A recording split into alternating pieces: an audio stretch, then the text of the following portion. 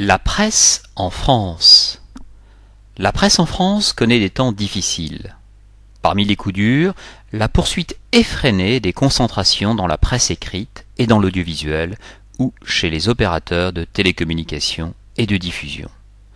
L'entrée des industriels et des financiers dans le capital des grands quotidiens nationaux. Des fonds de placement et des fonds de pension dans les entreprises de presse en difficulté.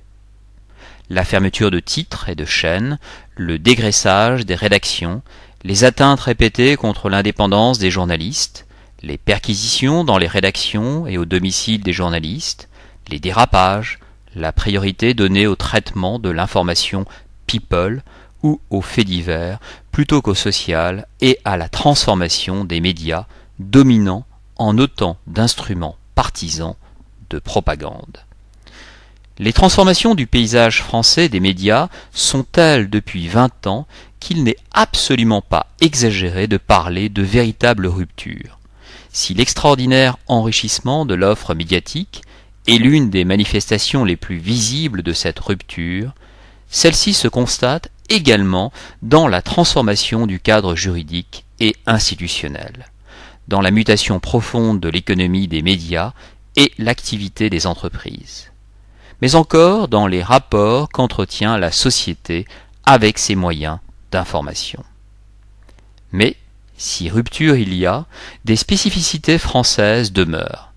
Il existe des modèles d'organisation, de rapport aux politiques, de traitement des rapports sociaux propres aux médias français, au point que l'on parle d'un modèle français, différent d'un modèle dit anglo-saxon. La place de l'État est, à cet égard, significative. En effet, en France, l'État est appelé à jouer un rôle de soutien financier, d'arbitre ou de régulateur, impulsant les nouveaux médias et technologies, mais assurant aussi la tutelle des médias publics. Et ces singularités, ces interventions fréquentes de l'État expliqueraient les difficultés qu'ont les médias français à s'insérer dans un cadre européen, voire même international, où prédominent les conceptions anglo-saxonnes.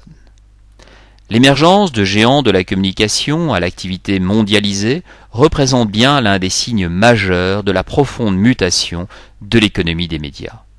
À tous les niveaux, on constate que les méthodes de travail, les techniques, les contenus éditoriaux s'internationalisent.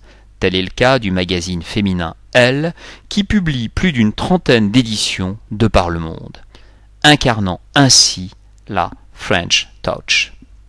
Il n'empêche que pour poursuivre dans l'examen des particularités françaises, le poids des groupes dont l'activité principale se situe hors des médias et qui vivent parfois de la commande publique, BTP, armement, services aux collectivités, est particulièrement élevé.